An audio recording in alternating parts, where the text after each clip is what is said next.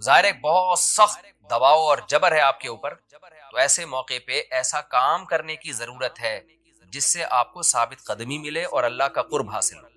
تو اس کا سب سے بہترین طریقہ قرآن کہتا ہے نماز، یعنی اے نبی صلی اللہ علیہ وسلم آپ نماز کو مضبوطی سے تھامیے تاکہ آپ کو ثابت قدمی ملے، آپ کو اللہ کا قرب ملے، کیونکہ جس اللہ کے لیے کام کیا جا رہا ہے نا، جب تک اس اللہ سے رشتہ مضبوط نہیں ہوگا تو اس کام میں آپ ثابت قدم نہیں رہ سکتے، اور اللہ سے رشتہ مضبوط کرنے کا سب سے بڑا ذریعہ نماز ہے۔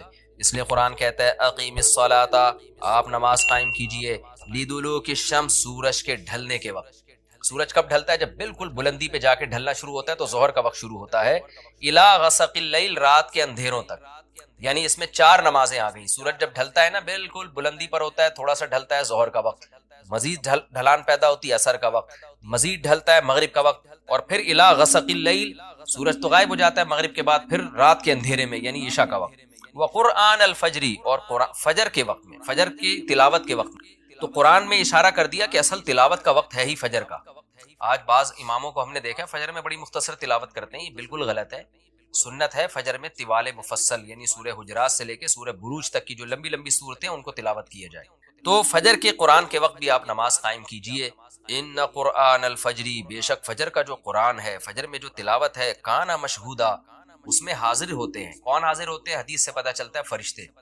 فجر کا وقت اتنا مبارک وقت ہے جب اس میں امام صاحب قرات کرتے ہیں اور لوگ ہاتھ باندھ کے پیچھے امام کی قرات سنتے ہیں، ایک خاص سکینت نازل ہوتی ہے اللہ کی طرف سے، اور فرشتے بھی اس تلاوت میں نازل ہوتے ہیں۔ صحیح حدیث سے یہ بات ثابت ہے کہ فرشتے جو تبدیل ہوتے ہیں نا، ان کے آنے جانے کا وقت اور فجر اور عصر میں ہے۔ وہ جو فجر میں فرشتے آتے ہیں انسان کی حفاظت کے لیے، لہو معقبات من بین یدیہ ومن خلفہ یحفظونہ من امر اللہ، بہت ساری مخلوق اس کائنات میں ایسی ہے جہاں تک سائنس نہیں پہنچی، اور ہو سکتا ہے قیامت تک پہنچ ہی نہ سکے، وہ انسان کی عقل سے بالاتر ہے وہ مخلوق، اور یہ بھی ممکن ہے پہنچ جائے سائنس ترقی کر کے۔ وہ مخلوق انسان کو نقصان پہنچانے کی کوشش کرتی ہے، تو اس مخلوق سے بچانے کے لیے جن میں جنات ہیں سر فہرست، ان سے بچانے کے لیے اللہ نے فرشتوں کا انتظام کیا ہے۔ تو حدیث میں آتا ہے صبح و شام، قرآن سے بھی یہ بات ثابت ہے، صبح و شام فرشتوں کی باریاں چینج ہوتی ہیں اور وہ ہماری حفاظت کے لیے اللہ کی طرف سے متعین ہوتے ہیں۔ تو ان کی جو حاضری ہے ان فرشتوں کی، وہ فجر کے وقت میں ہوتی ہے۔ اور یہ بھی حدیث سے ثابت ہے کہ بہت سے فرشتے صرف تلاوت سننے کے لیے زمین پہ اترتے ہیں۔ تہجد کے بارے میں حدیث میں آتا ہے کہ جب کوئی شخص تہجد میں قرآن کی تلاوت کرتا ہے تو فرشتے آنا شروع ہوتے ہیں اور اس کے جو ہے نا لبوں پہ اپنے منہ کو رکھ لیتے ہیں اس کی تلاوت کو چکھنے کے لیے۔ اتنا فرشتوں کو لطف محسوس ہوتا ہے تہجد کی تلاوت میں، اور پھر وہ تانتا بناتے بناتے جو ہے نا ایک دوسرے پہ سوار ہوتے ہوتے آسمان کی بلندیوں تک پہنچ جاتے ہیں۔ تو فجر کی نماز میں بھی یہ فضیلت ہے۔ تو آگے اللہ فرماتے ہیں کہ اللہ نے فجر کی نماز کی فضیلت کو بیان کیا، آگے اللہ فرماتے ہیں وَمِنَ اللَّيْلِ، یہ تو 5 نمازیں ہو گئیں، یہ تو ساری امت پہ فرض ہیں، لیکن رات کے کچھ حصے میں فَتَہَجَّدْ بِهِ کا مطلب اس حصے میں آپ نے تہجد پڑھنی ہے، نافلۃ لک، اے محمد صلی اللہ علیہ وسلم، یہ آپ کے لیے اضافہ ہے۔ کیا مطلب؟ یا تو نبی صلی اللہ علیہ وسلم پہ 6 نمازیں فرض تھیں، یعنی 5 فرض کے علاوہ تہجد بھی فرض تھی، تو اس لیے قرآن نے کہہ دیا کہ امت پہ تو 5 فرض ہیں نافلۃ لک، لیکن یہ تہجد آپ کے لیے اضافی ہے، یعنی آپ پر 6 نمازیں فرض ہیں۔ ایک مطلب تو یہ بھی ہو سکتا ہے۔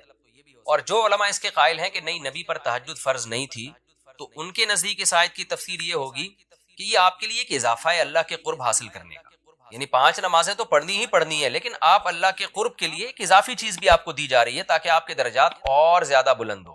تو ایسی صورت میں یہ صرف نبی کے ساتھ خاص نہیں ہے، کیونکہ خطاب نبی سے چل رہا ہے اس لیے اللہ نے کہہ دیا آپ کے لیے اضافہ، ورنہ حقیقت میں پوری امت کے لیے یہ اضافہ ہے۔ آگے اللہ فرماتے ہیں عسیٰ ان یبعثک ربک، امید ہے کہ آپ کو آپ کا رب پہنچا دے مقام محمود تک۔ یہ مقام محمود کیا ہے؟ شفاعت کبریٰ، یعنی تمام پیغمبر نبی کے پاس آئیں گے کہ آپ سفارش سے آغاز کریں، یعنی سفارش کا آغاز آپ سے ہوگا، پھر آپ صلی اللہ علیہ وسلم سفارش کریں گے۔ تو یہ ایک سب سے اونچا مقام ہے جو اللہ قیامت کے دن رسول اللہ صلی اللہ علیہ وسلم کو دے گا، اور جس سے آپ کی تمام پیغمبروں پر فضیلت ثابت ہو جائے گی کہ جب تک آپ کی طرف سے شفاعت کی ابتدا نہیں ہوگی کوئی اور پیغمبر سفارش نہیں کریں گے۔ تو اللہ نبی صلی اللہ علیہ وسلم کو تسلیاں دے رہا ہے کہ یہ مشرکین کا جو آپ کے اوپر بے پناہ دباؤ ہے، جبر ہے، آپ اس میں تسلی رکھیے، آپ نماز قائم کریں اور تہجد کی پابندی کریں، اللہ نے آپ کو بہت بڑا آگے چل کے مقام دینا ہے۔ چونکہ نبی صلی اللہ علیہ وسلم بھی بشر تھے نا، مشرکین کے دباؤ کی وجہ سے آپ بھی ایک پریشانی میں آتے تھے، تو اس لیے اللہ آپ کو ثابت قدم رکھنے کے لیے آپ صلی اللہ علیہ وسلم کو یہ خوشخبریاں سنا رہا ہے کہ آپ نے اپنا اس عمل کو فوکس کرنا ہے، نماز اور تہجد کو، تاکہ آپ کا اللہ سے قرب رہے، اور اللہ آپ کو خوشخبری دے رہا ہے کہ امید ہے آپ کا رب آپ کو بہت بڑے مقام تک پہنچا دے۔ رہا مسئلہ مشرکین کی دھمکیوں کا کہ یہ پوری کوشش کر رہے ہیں کہ آپ کو مکہ سے نکال دیں، تو ہم نے تو بتا دیا کہ یہ خود بھی نہیں پنپ پائیں گے، لیکن آپ نے اللہ سے کیا دعا مانگنی ہے؟ وَقُلْ رَبِّ، کہہ دیجئے اے میرے رب، ادخلنی مدخل صدق، مجھے مکہ میں داخل کیجئے مرغوب داخلہ، اچھا داخلہ، اور مجھے مکہ سے نکالیے بھی اچھے طریقے سے، یعنی اچھا نکلنا ہو میرا، ایسا نکلنا جس کے نتائج اچھے ہوں۔ اس میں اشارہ ہے کہ آپ صلی اللہ علیہ وسلم کو مکہ سے نکالنے پر مجبور کیا جائے گا، اور ایک وقت آئے گا کہ آپ مکہ سے نکلیں گے۔ تو اللہ اپنے حبیب صلی اللہ علیہ وسلم کو پہلے سے دعا سکھا رہے ہیں کہ آپ اللہ سے دعا مانگے، اللہ جب میں نکلوں تو میرا داخلہ بھی اچھے طریقے سے ہو اور میرا نکلنا بھی اچھے طریقے سے ہو، یعنی پسندیدہ نکلنا ہو۔ سوال پیدا ہوتا ہے نکلنے کا عمل تو پہلے ہے اور مکہ میں داخلے کا عمل بعد میں، تو نکلنے کا تذکرہ پہلے ہونا چاہیے کہ اللہ مکہ سے مجھے اچھی طریقے سے نکال، اور مکہ میں مجھے داخل بھی اچھے طریقے سے کرنا، تو داخلے کا تذکرہ پہلے کیوں؟ اس میں بلاغت کا ایک نقطہ ہے کہ پیغمبر کا بنیادی مقصد وہ ہدف ہے جو پیغمبر دنیا میں لے کے آئے ہیں، تو اس کی آغاز تو مکہ سے کرنا ہے جس میں آپ کو بھیجا گیا، جو ابراہیم علیہ السلام کا شہر ہے، جہاں بیت اللہ ہے، اسلام کا مرکز تو اس جگہ سے بننا ہے، تو اس جگہ سے اگر نکالنا ہی مقصد ہے تو یہ جگہ تو رہ گئی نا پھر جو ابراہیم علیہ السلام کا مرکز اور ابراہیم علیہ السلام کی دعائیں تھی، تو اس لیے اصل مقصد تو یہ کہ مکہ میں داخل میں اچھے طریقے سے ہوں، جو پیغمبر کا مقصد تھا دنیا میں آنے کا، مکہ فتح کر کے داخل ہوں، یہاں مجھے غلبہ ملے، اور یہاں میرا جب داخلہ تو ایسا داخلہ جس کو میں پسند کروں۔ یہ جو ابھی میں مکہ میں کہیں سفر سے جا کے واپس آتا ہوں، یہ داخلہ وہ داخلہ نہیں ہے جو میں چاہتا ہوں۔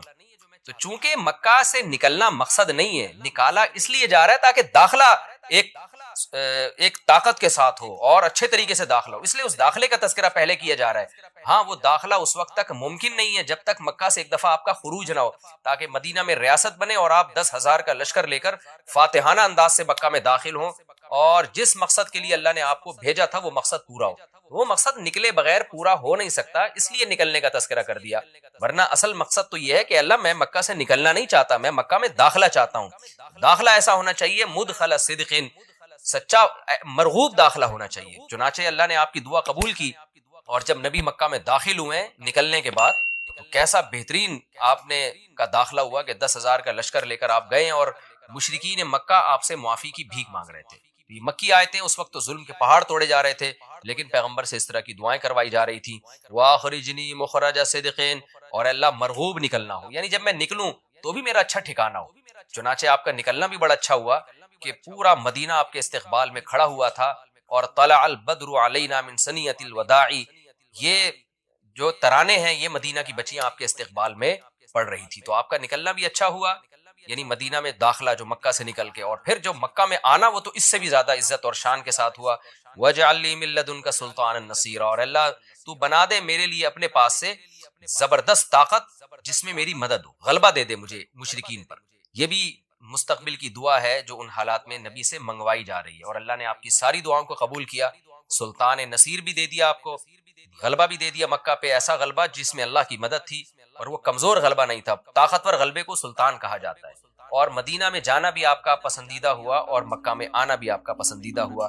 اور اے نبی آپ یہ بھی کہہ دیجئے جاء الحق، حق آ چکا ہے، وزہق الباطل، اور باطل فنا ہو چکا ہے۔ حالانکہ جس وقت یہ دعا منگوائی جا رہی تھی باطل فنا نہیں ہوا تھا۔ کیسے بہترین انداز کے ساتھ لاتا ہے اسلام۔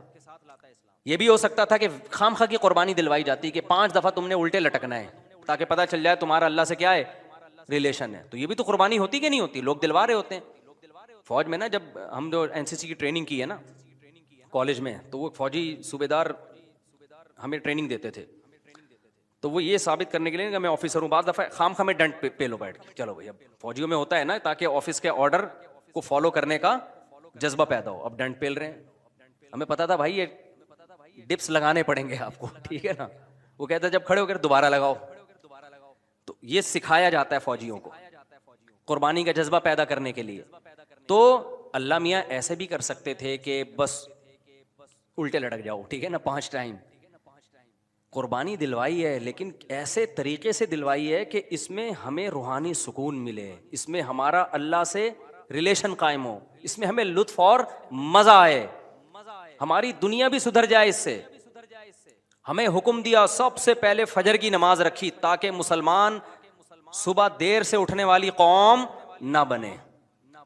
اللہ میاں یہ بھی کر سکتے تھے کہ پہلی نماز 11 بجے, دوسری نماز شام 3:30 بجے, 4-5 نمازیں ایسے کر دیتے.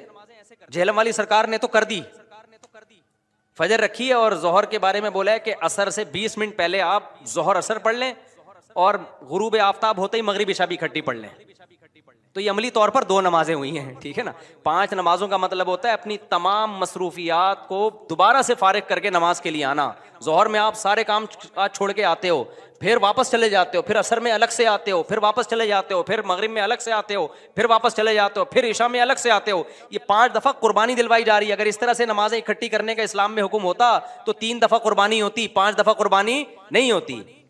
دیکھو ہم ظہر سے پہلے 4 سنتیں پڑھتے ہیں اور 4 فرض پڑھتے ہیں. ان سنتیں پڑھنے میں کوئی قربانی ہوتی ہے ہمیں؟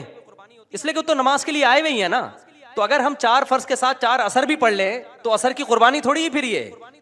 تو 5 نمازوں کا مطلب ہی 5 ٹائم پہ آنا ہے. اس میں شاپنگ واپنگ ہی تو رکاوٹ بنتی ہے, اور آپ نے شاپنگ کے لیے کہہ دیا ہے. اہل حدیث حالانکہ اہل حدیث یہ مانتے نہیں ہے, لیکن یہ اس کی عادت ہے جہلم والی سرکار کی کہ کسی بھی مسلک میں کوئی بھی الٹا فتویٰ دے رہا ہوگا نا تو اس الٹے مولوی کو لا کے ہائی لائٹ کر کے مسلک کو بدنام کرنا. تو ایک اہل حدیث کا وہ چلایا کہ ایک اہل حدیث کہتے ہیں کہ میں جب 12:30 بجے شاپنگ کے لیے جاتا ہوں نا اپنی بیوی کو لے کے, تو 12:30 بجے ظہر کے ساتھ کیا پڑھ لیتا ہوں. یہ جہلم والی سرکار کا کلپ میں نے خود اپنے کانوں سے سنا ہے کہ 12:30 یا 12 بجے جیسے ہی ظہر کا وقت داخل ہوا تو ظہر کے ساتھ فوراً کیا پڑھ لیتا ہوں, عصر. حالانکہ قرآن میں سورہ نور اللہ کیا کہتے ہیں, رجال لا تلہیہم تجارت ولا بیع عن ذکر اللہ و اقام الصلاۃ. مسجدوں میں ایسے لوگ ہوتے ہیں کہ ان کو تجارت اللہ کی یاد اور نماز سے غافل نہیں کرتی. بزنس ہی اللہ کی یاد, اور اللہ فرماتے ہیں مسجدوں میں ہوتے ہیں. پتہ چلتا ہے کہ کہاں آگے پڑھنی ہوتی ہے, جماعت سے بھی اور اپنے ٹائم پہ بھی. اور اسی شاپنگ کو آپ نے ذریعہ بنا لیا 2 نمازیں اکٹھی کرنے کا, اثر گول کر دیا آپ نے. یہ ہے تفقع اور بصیرت, سمجھتے ہو. اور اس نماز کا اجر خراب کیا ہے جس کی سب سے زیادہ تاکید قرآن بیان کر رہا ہے. تو خیر, تو کیسا ریلیشن ہے, جلدی سے بات کو سمیٹ کے میں ختم کرتا ہوں. سب سے پہلے اللہ کیا کہتا ہے, مسلمان اپنے مسلم ہونا ثابت کرنے کے لیے کہ میرا اللہ سے ریلیشن ہے, اللہ نے کہا کہ 5 ٹائم نماز پڑھنی پڑے گی. اور یہ 5 ٹائم نماز کیوں رکھی ہے پتہ ہے آپ کو؟ کیونکہ وقت میں بہت بڑی تبدیلی ہوتی ہے. اللہ کہتے ہیں جب بھی اس کائنات میں بڑی تبدیلی ہوگی تو سب سے پہلے میرے سامنے سجدہ کرو گے, اس کے بعد اپنے کاموں میں لگو گے. تبھی تو قرآن کہتا ہے اقیم الصلاۃ لدلوک الشمس الی غسق اللیل, نمازوں کو قائم کرو دلوک شمس, سورج ڈھلکنے کے وقت, الی غسق اللیل, اور راتوں کے اندھیروں میں. تو غسق اللیل میں 2 نمازیں آ گئیں, مغرب اور عشاء. یہ دونوں رات کی نمازیں ہیں, لیکن ان دونوں کے اوقات میں بڑا فرق ہوتا ہے. مغرب میں فل اندھیرا نہیں ہوتا لیکن روشنی بھی نہیں ہوتی, بہت زیادہ وقت میں تغیر ہو جاتا ہے. اور غسق جو ہے لیل جب انتہائی درجے کی ہوتی ہے تو وہ عشاء کا وقت, جب بالکل کیا ہو جاتا ہے, اندھیرا. آگے اللہ کہتے ہیں وقرآن الفجری, اور پھر فجر کا وقت بالکل ڈفرینٹ ٹائم ہوتا ہے. مغرب کا وقت باقی اوقات سے بالکل مختلف ہے. سورج ڈھل گیا, غروب ہو گیا, لیکن ابھی روشنی ہے, اندھیرا شروع نہیں ہوا. پھر گھپ اندھیرا ہو گیا. یہ کیا ہے, یہ بڑا تغیر ہو رہا ہے زمین کے اندر. تغیر سمجھتے ہو, تبدیلی, چینجنگ, آسان لفظ استعمال کرنا چاہیے مجھے بھی. بڑی چینجنگ آ رہی ہے ٹائمنگ میں, اور اس سے انسان کے جذبات میں اور احساسات میں بڑا فرق پڑتا ہے. ظہر کا تو فجر کا وقت بالکل ڈفرینٹ ہے, ابھی دن طلوع ہونے والا ہے. پھر سورج ہوتے ہوتے جب ڈھلکتا ہے نا, بالکل بلندی پہ پہنچ کے تیز تپتی ہوئی دھوپ ہوتی ہے جس کو اللہ دلوک شمس کہہ رہے ہیں. دلوک کہتے ہیں ڈھلکنا. تو سورج کا جو ڈھلکنا ہے نا, بلندی پہ جا کے لڑکنا نیچے, اس کو کیا کہتے ہیں؟ اس میں اللہ نے 2 نمازوں کا ذکر کر دیا, ظہر اور عصر. اس لیے کہ دلوک جو معتد بھی ہوتا ہے, گاڑی اردو پھر استعمال کر رہا ہوں, معتد بھی قابل ذکر دلوک, وہ ایک عصر میں ہوتا ہے, ایک ظہر میں ہوتا ہے. میں نے وہ کلپ ریکارڈ کروایا تھا نا عاقب سعید کو کہ 5 نمازیں اپنے ٹائم پر ہیں, اور یہ قرآن کی عیسائی سے ثابت ہے کہ نمازوں کے 5 ٹائم ہیں, 3 ٹائم کی نمازیں قرآن میں نہیں ہیں. تو اس پہ میں نے کہا تھا کہ دلوک شمس ہے نا, سورج کا ڈھلکنا, تو معتد بھی ڈھلکنا, قابل ذکر ڈھلکنا ایک ظہر کے وقت ہوتا ہے, ایک عصر کے وقت. کیونکہ عصر کے وقت 45 پہ آ جاتا ہے, اور ظہر کے وقت بلندی پہ جا کے ڈھلکتا ہے. تو اس کے نیچے کے لوگوں کے کمنٹس آئے ہوئے تھے کہ اگر قرآن کا یہ مطلب ہے ڈھلکنے کے وقت, تو پھر تو ہر وقت سورج ڈھلک رہا ہے. سمجھ میں آیا پاگل کسے کہتے ہیں؟ یہ ہیں مجتہدین، یعنی ان کا دعویٰ یہ تھا کہ 3 وقت ہیں نماز کے قرآن میں، ظہر ہے اور عشاء ہے اور فجر ہے. تو 3 وقت سے یہ ثابت کرنا چاہتے ہیں کہ ظہر اثر ملا کے پڑھ لو اور مغرب عشاء ملا کے پڑھ لو. اصل میں 3 ٹائم ہے. یہ غلط ہے. دلوک شمس کا لفظ ہے قرآن میں، اور دلوک سے مطلق دلوک مراد ہے، اور مطلق سے فرد کامل مراد ہوتا ہے. جو معتد بھی، دیکھو فرد کامل کو میں مثال سے سمجھاتا ہوں. پہلے میں یہ جنہوں نے اعتراض کیا نا اٹھ پٹانگ قسم کا، ان کے اعتراض کا جواب دوں. یہ کہتے ہیں ہر وقت، واقعی ہر وقت تو دلوک ہو رہا ہے، لیکن اس کا تو کوئی بھی قائل نہیں ہے. ایسے تو 1 کروڑ نمازیں ہو جائیں گی. ابے سورج بلندی پہ جا کے جب تک پورا غروب نہیں ہوتا تو ہر سیکنڈ ڈھلک ہی رہا ہے نا، تو کیا ہر سیکنڈ میں نماز پڑھیں گے؟ تو ظاہر ہے قرآن وہ بات کرے گا جو انسانوں کے فہم کے مطابق ہوں گی. تو اس سے صاف پتہ چلتا ہے وہ ڈھلکنا مراد ہے جو قابل ذکر ڈھلکنا ہو. تو قابل ذکر ڈھلکنا جس کو اصطلاح میں کہتے ہیں معتد بھی ڈھلکان، وہ جب ہے جب بلندی پہ جا کے پہلی دفعہ ڈھلکنا شروع ہو اور پھر 45 کے زاویے پہ آ جائے. اس سے زیادہ ڈھلکان والی نماز حدیث سے ثابت بھی نہیں ہے. نہیں آئی میرا خیال ہے بات؟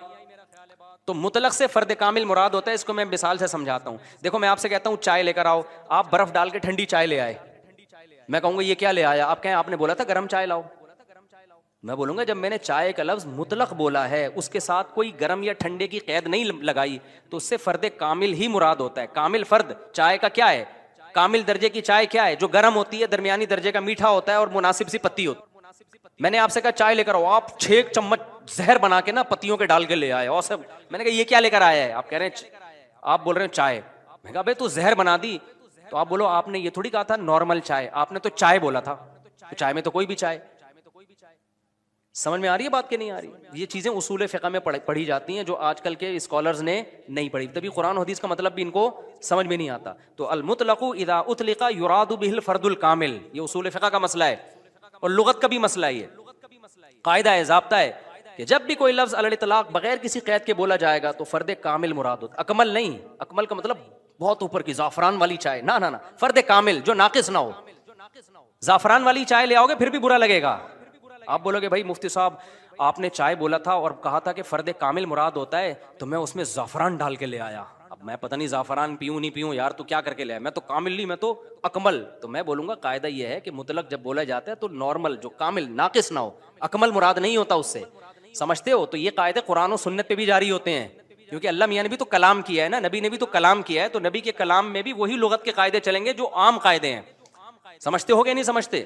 تو اب دیکھو قرآن کہہ رہے اقیم الصلاۃ لدلوک الشمس، سورج کے ڈھلکنے کے وقت. تو ڈھلکنے سے فرد کامل جو کامل درجے کا ڈھلکنا ہے، تو کامل درجے کا ڈھلکنا ایک جب بالکل بلندی پہ جا کے ڈھلکنا شروع ہوتا ہے، اس کو کہتے ہیں ڈھلکنا، پہلی دفعہ جب ڈھلکنا. اور دوسرا جب 45 کے زاویے پر جو عصر کے قریب کا ٹائم ہے جس میں سورج میں تغیر پیدا ہونا شروع ہو جاتا ہے، تو یہ ڈھلکنا ہے. تو اب جب بھی زمین میں کوئی نیا ٹائم داخل ہوتا ہے نا، تو اللہ کہتے ہیں کیا کرنا ہے؟ سب سے پہلے اللہ کا شکر. تبھی علماء نے اصول فقہ کی کتابوں میں لکھا ہے کہ نمازوں کے جو اوقات ہیں نا، یہی نماز کا سبب ہے. سمجھتے ہو؟ اللہ میاں نے نمازوں کے اوقات کو نماز کا سبب بنا دیا. اب اس بات کو بھی سمجھو، اصل میں نماز کا سبب ہے اللہ کے احسانات. نماز جو ہم پڑھتے ہیں اس کا اصل سبب کیا ہے؟ اللہ کے احسانات. اب اللہ کے احسانات تو 24 گھنٹے ہیں، تو کیا 24 گھنٹے پڑھتے رہیں؟ ظاہر ہے اس میں حرج ہے. تو اللہ میاں نے کیا کیا؟ اللہ میاں نے بولا دیکھو شریعت کا ایک اصول ہے. ابھی کیا تمہیں پورا اصول فقہ بیٹھا کے سمجھاؤں میں، لیکن کیا کریں، سمجھائے بات سمجھ میں آتی نہیں.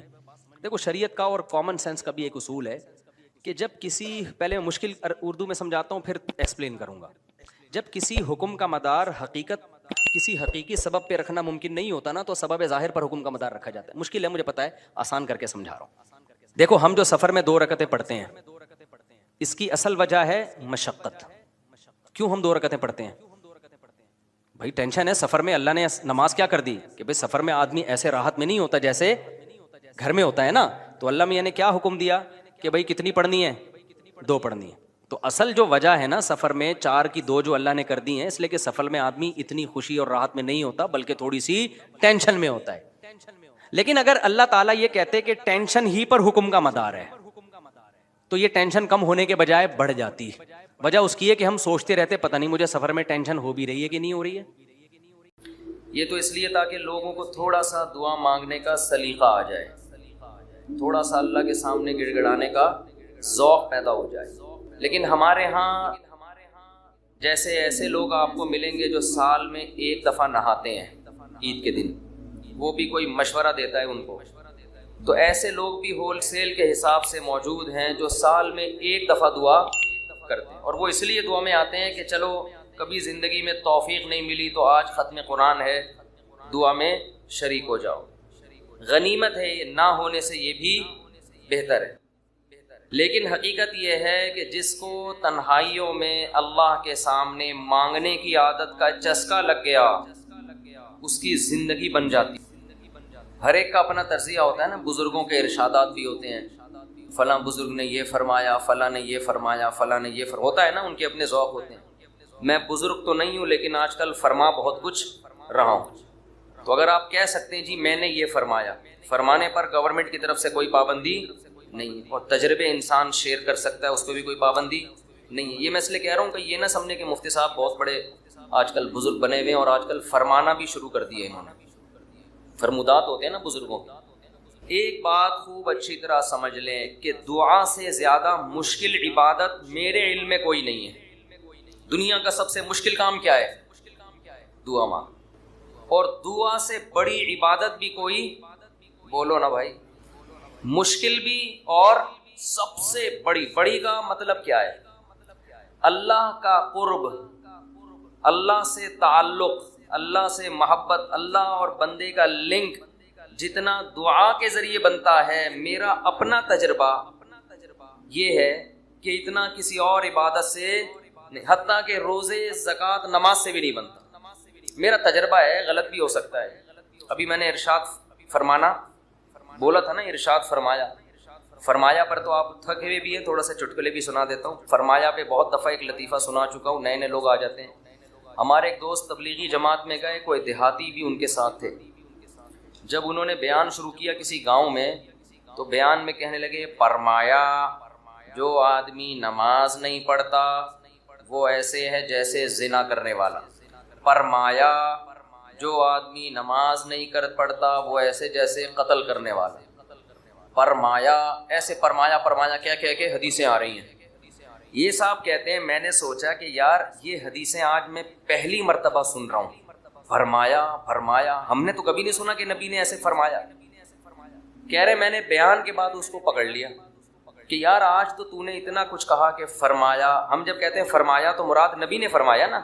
تو یار یہ جو اتنی ساری حدیثیں تو سنا رہا ہے کہ جو نماز نہیں پڑھتا ایسے جیسے قتل کیا, جو نماز نہیں پڑھتا ایسے جیسے زنا کیا, تو کس نے یہ فرمایا؟ کہہ رہے ہم نے فرمایا. کیا کہہ رہے؟ ہم نے فرمایا.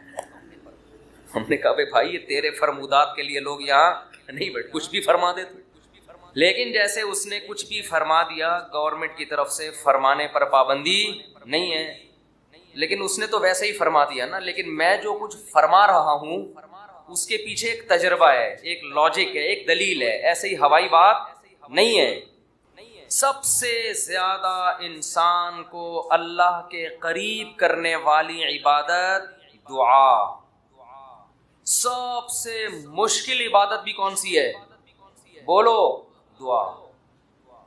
آپ کہیں گے یار یہ کہاں سے مشکل ہو, روزہ کتنا مشکل ہے, صبح سحری میں اٹھو, سارا دن جو ہے وہ نہ کھاؤ نہ پیو. بہت سے لوگ کہتے ہیں روزے میں اللہ صرف ایک گھونٹ چائے کی اجازت دے دیتا نا. صبح جب سحری کے بعد فجر پڑھ کے 1 گھنٹہ سو کے جب اٹھتے ہیں تو ایسا لگتا ہے جیسے قبر سے کسی مردے کو اکھاڑا جا رہا ہے. عجیب سی حالت ہوتی ہے نا اس وقت. اسی طرح آفس میں پہنچ جاتے ہیں, پھر اگر ایک آدھ گھونٹ چائے پینے کی اجازت ہوتی کیسے فریش ہو جاتے, لیکن اللہ نے اجازت نہیں دی. تو آپ کہہ سکتے ہیں اتنی مشکل عبادت روزہ, مفتی صاحب کہہ رہے ہیں نہیں دعا مانگنا اس سے بھی زیادہ. نماز کتنی مشکل عبادت, لیکن مولانا صاحب کہہ رہے ہیں یہ فرمایا بھی وہی فرمایا ہے جو اس نے فرمایا تھا. یہ کیا ہو رہا ہے بھائی اس کو؟ دنیا میں سب سے مشکل بات پتہ ہے کیا ہے؟ الفلاحیہ کا اسپیکر ٹھیک ہو جائے. حقیقت یہ کبھی ٹھیک, دیکھو اسٹائل دیکھو, ادھر بھی ڈالا ہوا ہے, ادھر بھی رکھا ہوا ہے, ادھر ایک اور لگا ہوا ہے, پھر بھی بیچارے لگے رہتے ہیں. یہ کہتے ہیں جنات ہیں. آپ کہہ سکتے ہیں بھائی کیسے مشکل ہے, اصل میں دعا، اور ایک اور اشکال ہوگا، آپ کہتے ہیں لوگ تو بہت دعائیں مانگتے رہتے ہیں، کتنی دعائیں مانگتے ہیں نا، صبح شام دعائیں مارکیٹ میں چل رہی ہیں ہول سیل کے حساب سے. اصل میں وہ دعائیں پڑھی جا رہی ہیں، مانگی. بولو، دعا پڑھنا بہت آسان. یونس علیہ السلام نے مچھلی کے پیٹ میں لا الہ الا انت سبحانک انی کنت من الظالمین کہہ کے دعا پڑھی نہیں تھی، یہ دعا مانگی تھی. اور ہم کیا کر رہے ہوتے ہیں؟ پڑھ رہے ہوتے. جتنے مرد یہاں بیٹھے ہیں، جتنی خواتین بیان سن رہی ہیں اوپر، ان سے گزارش ہے کہ اپنے معمولات میں دعا کا اضافہ کریں اور اللہ سے دعا مانگنے کا معمول بنائیں. دعا مشکل کیوں ہے یہ میں بتانا چاہ رہا تھا. باقی جتنی عبادتیں ہیں ان میں کتنی ٹینشن ہوتی ہے، وضو کرو، پھر چل کے آؤ، صبح سحری میں اٹھو، روزہ رکھو. دعا میں تو کچھ بھی نہیں ہے، یوں کرو اور پڑھنا شروع کر دو. اصل میں دعا نام ہے دل کے لگنے کا، جذبے کے ساتھ مانگنے کا. شیطان انسان کو یہ باور کراتا ہے کہ تو مانگتا ہے ملے گا تجھے کچھ بھی نہیں، اس لیے مانگتا ہے ہی نہیں، پڑھتا ہے. کیونکہ جب مانگ رہے ہوتے ہیں نا تو پتہ ہوتا ہے کہ ملنے والا، بولو، کچھ بھی نہیں. لیکن چونکہ مسلمان ہیں، شاید ٹرائی کر کے دیکھتے ہیں، شاید کچھ ہو جائے، تو زبان تھوڑی گھس جائے گی. اس جذبے سے جب دعا مانگی جاتی ہے تو وہ دعا نہیں کہلاتی. دعا کا مطلب یہ ہوتا ہے کہ میں نے جس کے دربار میں ہاتھ پھیلائے ہیں وہ بڑا جواد اور کریم ہے. اور نبی نے فرمایا اللہ کو اس بات سے شرم اور حیا آتی ہے کہ کوئی اس کے سامنے ہاتھ اٹھائے اور اللہ ان ہاتھوں کو خالی واپس کر دے. جیسے علاقے کا سیٹھ ہو، سخی بھی ہو، کوئی بھیکاری اس کے پاس آئے اور وہ سیٹھ اسے دھکے دے کے نکال دے تو اسے شرم آئے گی اگر وہ غیرت مند ہوگا. تو اللہ سے زیادہ غیرت مند دنیا میں کوئی بھی نہیں ہے. تو جن کو یہ احساس ہو جاتا ہے نا کہ جو ہم مانگ رہے ہیں وہ مل رہا ہے، تو آپ سوچو ایک بادشاہ نے آپ کو آفر دے دی کہ یار جو 1 گھنٹے میں جتنا مانگنا ہے مانگ لو، میں سب دے دوں گا. تو آپ سارے کام کاج کو چھوڑ کر کس کو فوکس کرو گے؟ بولو. جب تک آپ تھک کے چور نہیں ہو جاؤ گے آپ رٹا لگا کے رکھو گے، مانگتے ہی رہو گے، مانگتے ہی رہو گے. آپ کو پتہ ہے سب مل رہا ہے. دوبارہ مثال دیتا ہوں. وزیر اعظم آ گئے بھی آپ کے پاس، آپ کے گھر پہ عیادت کے لیے، کورونا میں کوئی کیس چل رہا تھا، ایک مثال دے رہا ہوں، ایسا ہوتا نہیں ہے لیکن فرض ونس اپون اے ٹائم. اور اس نے آپ بلکہ بلینک چیک دے دیا آپ کو، کسی IMF نے بلینک چیک دے دیا، جتنے پیسے بولو گے مل جائیں گے. ایسا ہوتا نہیں ہے. مثال دینے پر گورنمنٹ کی طرف سے کوئی پابندی، تو آپ اس چیک پہ کیا لکھو گے؟ بولو. 5 روپے، 10 روپے، 20 روپے، 30 روپے. وہ کہے کہ ایک ہی دفعہ بھرنے کی اجازت ہے، دوبارہ آپشن. آپ پتہ کیا کرو کہ جو اس میں ہند سے جہاں لکھے جاتے ہیں نا، 9 سے شروع کرو گے، وہ بھی چھوٹا سا 9 لکھو گے تاکہ جتنے 9 اس میں گھسیڑے جا سکتے ہیں میں گھسیڑ دوں. ایسا ہی ہوگا نا، چھوٹا سا 9 تاکہ بینک والا چشمہ لگا کے دیکھے. 9 یعنی 9 ارب 9 کھرب 99 ارب 99 کروڑ 99 لاکھ 99,999. کیا خیال ہے؟ نہیں یاری بات، میرا خیال ہے سب. 9 کھرب سے بھی زیادہ اگر کوئی ہنسا ہوگا نا وہ بھی گھسڑ دو گے اس کو. 9 کھرب سے اوپر کیا ہوتا ہے؟ 99 کھرب. 9 کھرب نہیں، سوری غلطی ہوگی، ایک پورے 10 کھرب کا نقصان ہو رہا ہے بھائی. 99 کھرب 99 ارب 99 کروڑ 99 لاکھ 99,999 کا چیک بنا کے دو گے کہ نہیں دو گے؟ بشرطے کہ یقین ہو کہ یہ میں خواب نہیں دیکھ رہا ہوں. ورنہ بعض دفعہ آدمی کی آنکھ بھی کھل جاتی ہے ایسے موقع پہ. وہ ایک آدمی کی لاٹری نکلی نا، اسی 99 کھرب روپے کی، بہت 5 ارب کی لاٹری نکل آئی. تو جنہوں کی جو کمپنی تھی، جو بھی لاٹری جنہوں نے دی، انہوں نے کہا کہ یار کسی ماہر نفسیات کو بھیجنا چاہیے جو اس کو بتائے کہ تمہاری 5 ارب روپے کی لاٹری نکلی ہے. کیونکہ ایک دم سے بتا دیا تو خوشی سے مر بھی سکتا ہے یہ. تو آرام آرام سے جا کے کوئی نفسیاتی ڈاکٹر اس کی نفسیات کو سمجھتے ہوئے اس کو بتائے گا. نفسیاتی ڈاکٹر کو بھیج دیا. نفسیاتی ڈاکٹر نے جا کے نا اس کو پہلے سمجھایا کہ دیکھ فرض کر لے تیری 1 لاکھ کی لاٹری نکل آئے تو کیا ہوگا.